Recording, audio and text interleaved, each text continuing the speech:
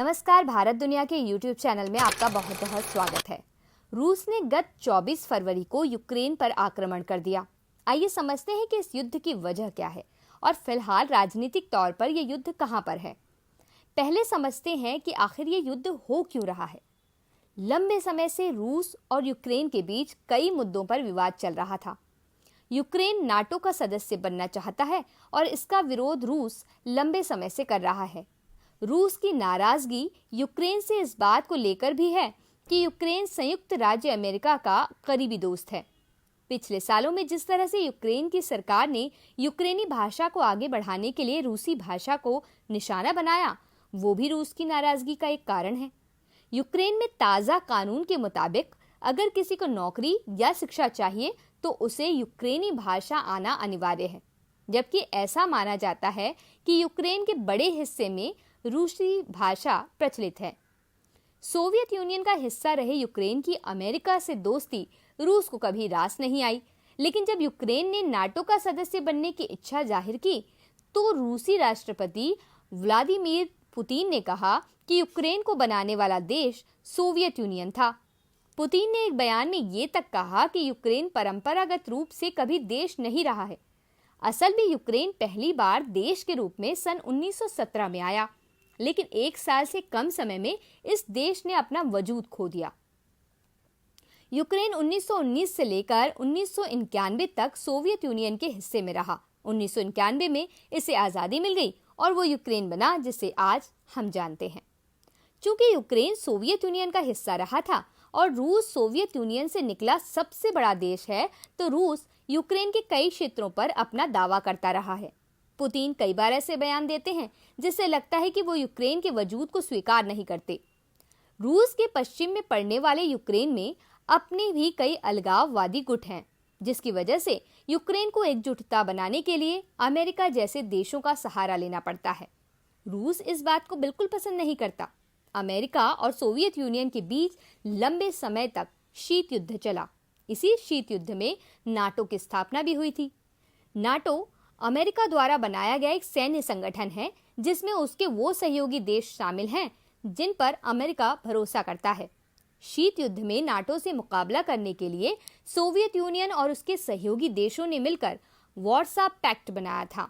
1989 में बर्लिन की दीवार गिर गई और शीत युद्ध समाप्त हो गया। वार्सा पैक्ट के खत्म हो जाने और सोवियत यूनियन के विघटन के बाद ये मांग कई बार हुई कि नाटो को अब खत्म कर देना चाहिए, परंतु अमेरिका ने ऐसा नहीं किया। रूस आज भी नाटो को अपने दुश्मन की तरह मानता है। वहीं अमेरिका नाटो का प्रयोग अलग अलग देशों में युद्ध लड़ने के लिए करता रहा है। यूक्रेन का नाटो की सदस्यता पाने का प्रयास करना रूस को एक चेतावनी की तरह लगा। यूक्रेन नाटो के साथ यूरोपियन यूनियन की भी सदस्यता चाहता है। हालांकि यूरोपियन यूनियन की सदस्यता से ज्यादा परेशानी रूस को नाटो की सदस्यता से ही है। हालांकि यूक्रेन की नाटो का सदस्य बनने की मांग को नाटो ने खुद कोई तरजीह नहीं दी। रूसी बॉर्डर पर पड़ने वाले यूक्रेन के दो अलगाववादी क्षेत्र दोनेत्स्क और लुहांस्क रूस के साथ खड़े दिख रहे हैं और रूस इन क्षेत्रों को आज़ाद किए जाने की मांग कर रहा है, जबकि यूक्रेन इसे अपनी संप्रभुता पर हमला मानता है। इन क्षेत्रों में जब यूक्रेनी सैनिकों और रूसी सैनिकों की बीच झड़पें तेज हुई तो ऐसा लगा कि अब कभी भी रूस यूक्रेन पर आक्रमण कर सकता है। 24 फरवरी को रूसी फौज ने यूक्रेन में आक्रमण कर दिया। यूक्रेन के पक्ष में अमेरिका समेत अधिकतर पश्चिमी देश दिख रहे हैं। हालांकि किसी भी देश ने यूक्रेन के लिए अपनी फौजें भेजने से परहेज किया है। 28 फरवरी को यूक्रेन और रूस के बीच संघर्ष खत्म हो, इसकी कोशिशें तेज हो गईं। बातचीत बेलारूस में हुई। बेलारूस में यूक्रेन बातचीत करना नहीं चाहता था क्योंकि बेलारूस रूस का करीबी दोस्त माना जाता है। लेकिन 3 राउंड की बातचीत हुई, परंतु कोई समझौता नहीं हो सका। 7 मार्च को रूस की ओर से इस अभियान को खत्म करने के लिए कुछ शर्तें बताई गईं।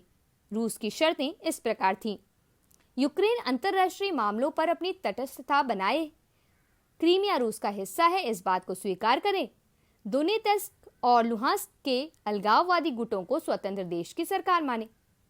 यूक्रेनी राष्ट्रपति व्लादिमीर जेलेंस्की ने इस बात पर यह कहा कि वो क्रीमिया, दोनेत्स्क और लुहांस्क को नहीं छोड़ेगा। जेलेंस्की ने मांग की कि पुतिन और उनकी सीधे बातचीत होनी चाहिए। यूक्रेन की मदद के लिए और इस पूरे विवाद के लिए रूस को जिम्मेदार मानते हुए पश्चिमी देशों ने रूस पर कई तरह की आर्थिक पाबंदियां लगाई।